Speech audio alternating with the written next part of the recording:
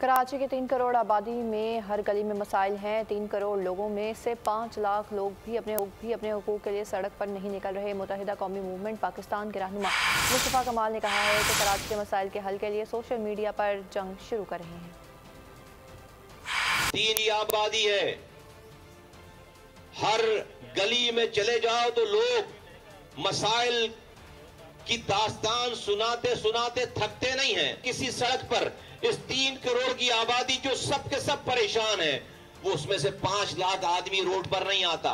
वो प्रेवेल कर रहा है जो ज्यादा सोशल मीडिया पे झूठ बोलकर लोगों तक पहुंच रहा है। और हम अपना सच रखने के बाद, अपना कंटेंट रखने के बाद, अपनी सक्सेसफुल तारीख रखने के बाद हम अपनी बात लोगों तक नहीं पहुंचा पा रहे। हमारे हैशटैग से उन्होंने अपनी ख्वाब गफलत से वो जागे हैं।